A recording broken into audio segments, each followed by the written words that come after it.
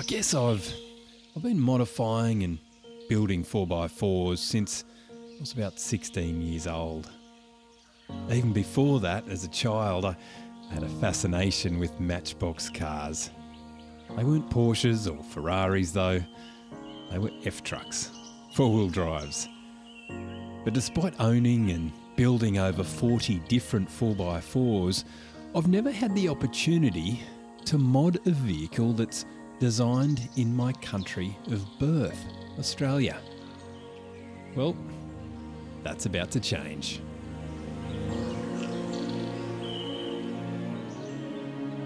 My latest 4B was not designed in Solihull, Wolfsburg, Tokyo, or even Detroit. It was designed right here, home soil.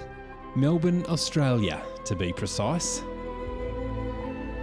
This is my latest 4x4, the next-gen V6 Ford Ranger.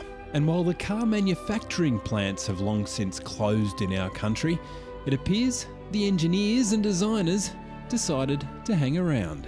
Yep, she's designed and engineered right here in Australia. Clad in a metallic hue that the Ford Pantone chart calls Blue Lightning, this is no shrinking violet. And yet, while on the surface this new 4x4 looks elegant, look a little deeper and you find that it's been designed with utility and power in mind. But as every four-wheel driver knows, a stock vehicle does not a 4x4 tourer make.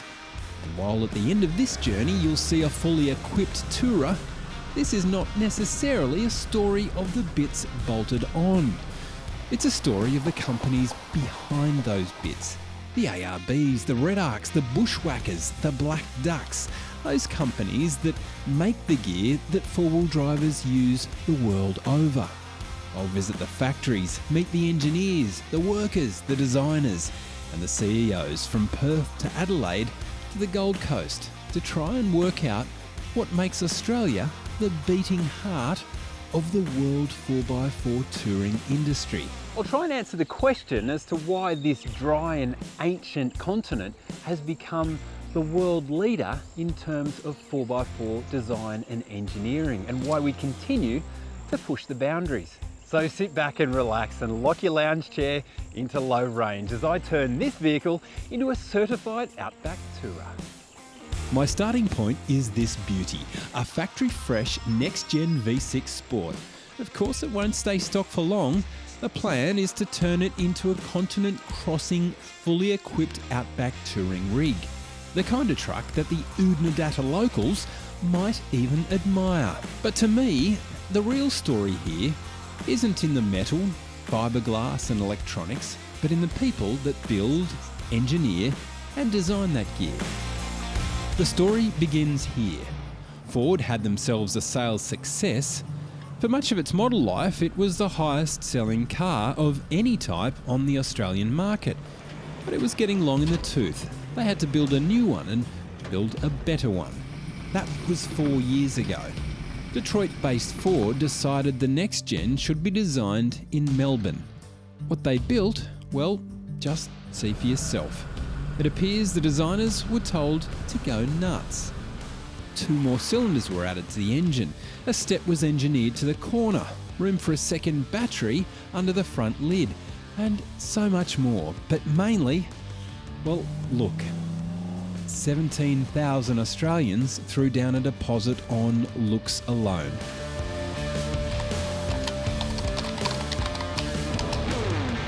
I caught up with Andrew Burkick, AB to his mates, who happens to be the CEO of Ford Australia, to find out why. So Andrew, manufacturing in Australia for vehicles was basically dead and buried, and you know that goes not just for Ford but for all manufacturing.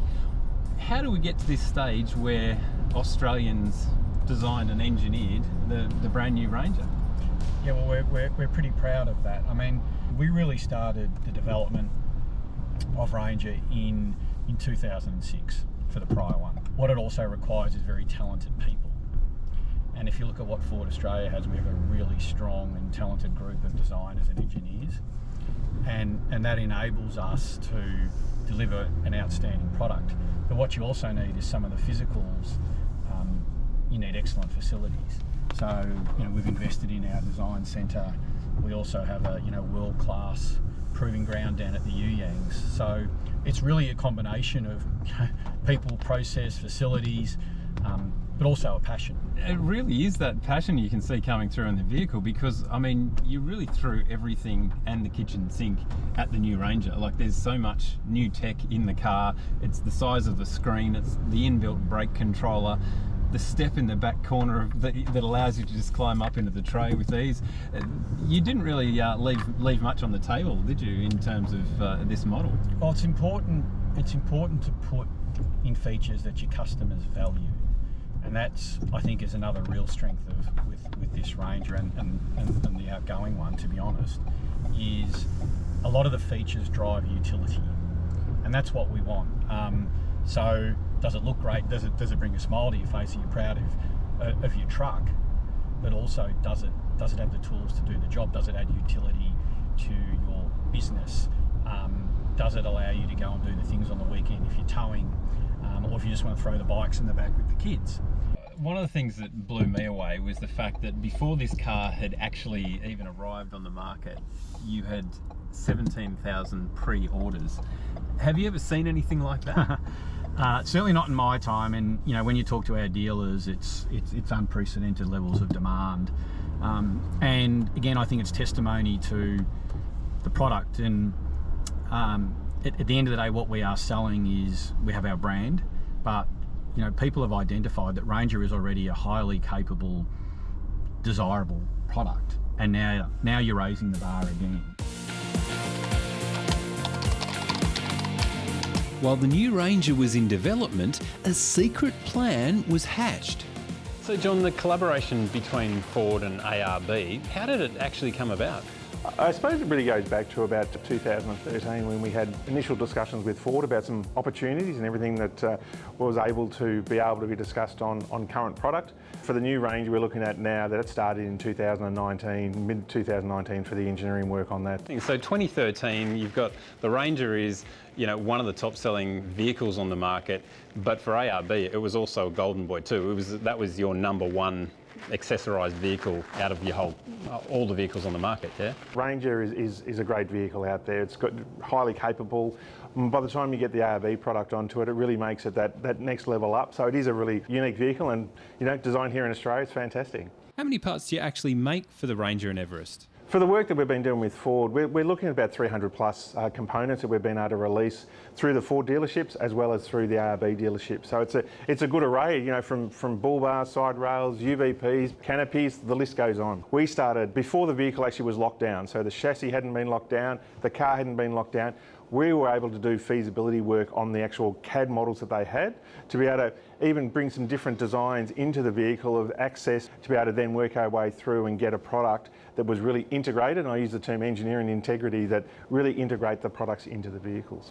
Now that's got to be a first for not only a vehicle manufacturer, but an aftermarket accessories provider to actually do that from the ground up. I'd have to say, yeah. It really gives you, for the end customer, a really good package that it will really give them the reliability and durability that you're after. And in terms of that testing, obviously proving grounds are one thing. What about actually out in the bush and seeing how it goes out there? You don't want to design a vehicle just for a proving ground environment. You want to get out into the real world, and Australia is a pretty unique place, unique roads. So it really did give us the opportunity to test to the level we wanted to. Now, 300 plus parts. Any particular favourites for you with the Ranger? I suppose I have a lot of favourites. The bull bar itself is always really unique. Next up, I was keen to find out just how much manufacturing occurs onshore. Manufacturing does occur here in Australia, but I suppose the really unique part for the manufacturing also gives us the opportunity for our design work to be able to get prototype components turned overnight for us to be able to do testing the next day. Coming up, I'll head to Brisbane to see what Outback Armor have lined up regarding my suspension.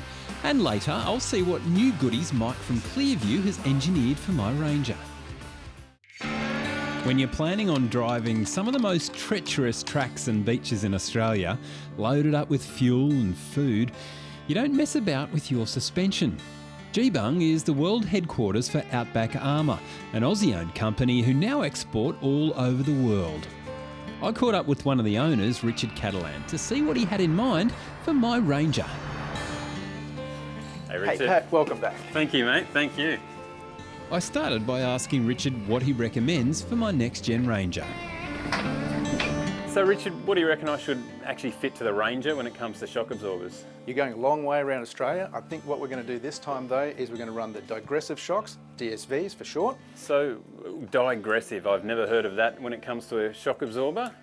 What it basically means is it's going to take control of the vehicle and stop it from moving too much, like when you go through a hole and you get thrown around, your head's wobbling from side to side. But it will allow it to walk over the corrugations and you let the coil springs or the leaf springs do their job, right, and give you the comfort both ways. Control and comfort. Main thing is you'll never be able to kill them. Okay, and these ones aren't actually adjustable, so you just they tend to do everything, Yep. I guess, actively on the track. The valving takes care of everything internally. So the nice thing about the digressive shocks is you don't have to do anything. There's no moving parts that you need to adjust or anything like that to tune it or that can get hit. They're a very strong body. They feature the cutouts here, right, are a heat sink. So this is dissipating heat from where the piston area is, okay, keeps it cool. The oil inside this is a high performance racing oil where you will not get shock fade over time. We'll show you that in a little while. We'll run this one up to speed and you'll be able to see the difference in how that works. But these ones will be beautiful off-road, they'll be beautiful on the beach, beautiful in all terrain. So Richard, where did the idea from Outback Armor actually come from? Pat, we love engineering. We love the products. The four-wheel drive industry gives you the best of just about everything I could think of. We have some engineering, we get our hands dirty, we get to travel, we get to test vehicles in the outback, on the beach. We can go rough stuff. For Outback Armor, we do armoured vehicles and military, so that means jumping some military vehicles in the air and landing them. It's pretty fun, actually, pretty fun. So generally though, there's a lot of travel and then there's a lot of excitement that goes with it. So didn't really want to sit behind a desk, not a finance person, so this is something where you can create something, a good product, right, that people love and your customers enjoy it. Where do you put Australia in terms of the four-wheel drive touring industry? We're world leaders. We are world leaders, right? The good thing about Australia is, well, we've got a relatively small population, okay? But we love to spend money on our vehicles and we love to actually go out and enjoy life, okay? That's part of what we do. We're not just totally workaholics going every day. We want to go fishing, we want to go up the beach, we want to go out camping, do stuff with our kids, do stuff in industry, okay? Four-wheel drives are a really big part of that one. Why are we so good at it in Australia? Not just Outback Armor, but Australians and the whole industry. Because we have lots of competition. In my belief, we have a lot of competition, okay, and competition breeds innovation. So we have to keep being better at what we do, and we push that forward out into the rest of the world. And we have a lot of really good competitors to compete against. You're exactly right there. I mean, every time I come up here, you have a new something to show me. Oh, Pat, look at this! Look at how digressives. Look at it. This. Yeah, and no, but that is cool. It just, I guess, one thing that it does show is that passion behind the product. Yeah, you got to have passion. We want to create something, and we have an idea, and we want to create that idea and see it through. Right? If it turns out to be a good product, great. That's the way we want to work. Yeah. And I like that one. Who cares about being really successful in the end of the day? You just want to have fun. Yeah. My next-gen Ranger will be doing some big Ks with a van on the back, so I caught up with ex-truckie Mike Cowan, who also happens to be the owner of Clearview Accessories, to ask him what he thought I should fit to my ride. I'm setting up this Ranger. What should I throw on there in terms of mirrors and slides? What do you reckon? Everything. But just remember your weight.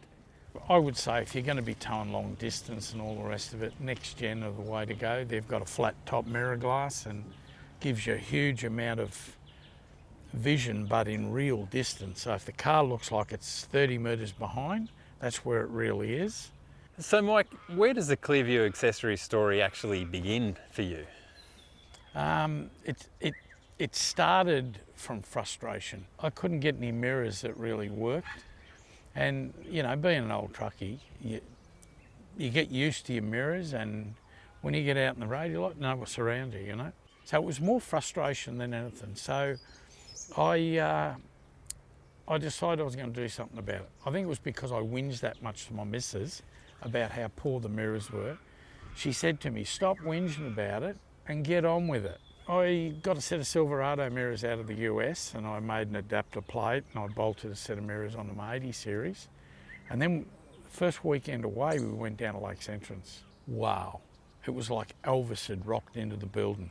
People come out of their caravans, they're all over the mirrors. And a guy come over to me and he said to me, if you make me a set of mirrors, I'll give you this signed cheque and you fill it out when it's finished. Clearview have come a long way since those days and now offer their Aussie design mirrors for just about every tow vehicle on the market. And mate, you've got a new slide that's come out recently, a fridge slide. I have our new Clearview Power Slide. It's a complete redesign from the other one. It's about 30% lighter than the old Easy Slide, and it's just a really nice product. Still to come, my Outback Ranger project continues, and later I give it a royal christening.